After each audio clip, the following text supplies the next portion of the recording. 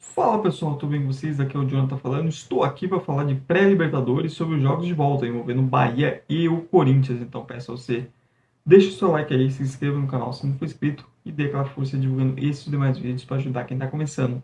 Bora falar com quem joga primeiro, com quem não decepcionou muito menos, conquistou um resultado muito melhor, né, no jogo de ida, que é o Bahia. O Bahia foi lá na altitude de La Paz e sim, fez um ótimo jogo. É óbvio que a expulsão condiciona muito isso também. Mas assim, o começo do jogo do Bahia foi muito bom, pressionando, criando chances. Acho que a expulsão também tem um pouco nisso de um Tate Strong que iniciou nervoso, pois não esperava ver um Bahia tão confortável no início do jogo. Mas um Bahia que repetiu alguns problemas que teve no ano passado, que é, primeiro, perde muito gol, é um time que tem, pelo volume de chances que cria, tem dificuldade de traduzir isso em gols. E o primeiro tempo do Bahia foi total domínio, mas um Bahia que perdeu muita chance. Perdeu o gol todo de direito, criou para sair, talvez vencendo não só por 1 a 0, mas fazer uns 2 gols pelo menos. E parou na defesa do goleiro, também foi ganho da Strongs, mas também nos programas de finalização. E um Bahia que tem um problema crônico, que é a falta de confiança no seu goleiro e aquela sensação de que bateu, levou. Marcos Felipe inseguro. Eu nem falo do lance de gol em si, mas sendo um jogo meio inseguro. E o Strongs, na primeira escapada que teve, foi lá e fez 1 a 0. Ainda assim, o Bahia teve força para buscar o empate no segundo tempo. Também acabou que a questão física pesou também até para ajudar o Bahia a buscar uma virada. Ainda assim, foi um bom resultado. É óbvio, quando você olha a questão de ter ficado com um jogador a mais o jogo inteiro, lamento um pouco não ter vencido, mas a meta do Bahia era sair vivo da altitude, era sair com o mínimo de dano possível. E conseguiu, né, para o jogo de volta na Fonte Nova, sem precisar sair correndo atrás, sem ter a pressão de começar o jogo já estando atrás do placar. E isso é muito positivo.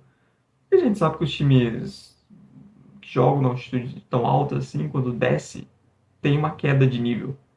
E dá para se compensar essa queda, o Bahia tem tudo para se classificar. Se mostrando, vencendo um time nessa temporada com uma capacidade ofensiva muito grande. O Eric Pulga foi uma boa contratação, está começando bem.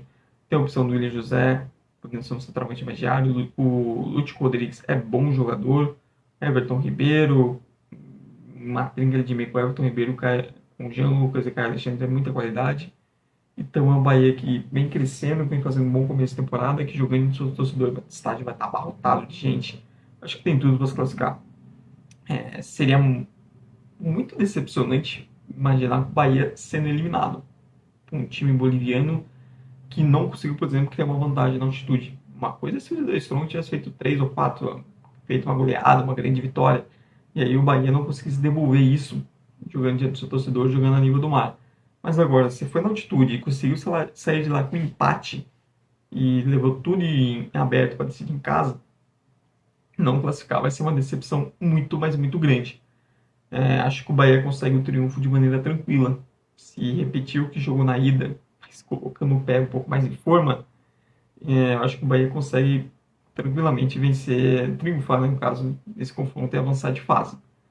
Já o Corinthians, enquanto o Bahia, mesmo todo o contexto do jogo, poder ter saído vencendo, olha de maneira positiva ter saído pelo menos com empate na altitude, o Corinthians ao contrário, né? O empate com um gosto de derrota imenso, porque a Universidade Central da Venezuela, cara, eu não sei se é o pior time que eu já vi o Corinthians enfrentar, mas assim, é um dos piores.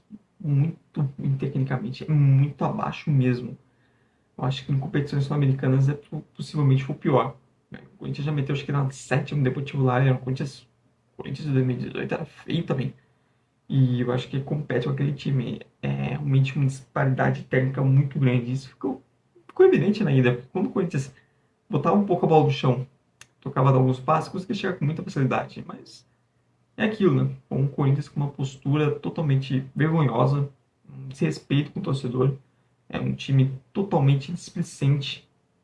Parecia que achou que ia ganhar o jogo a qualquer momento.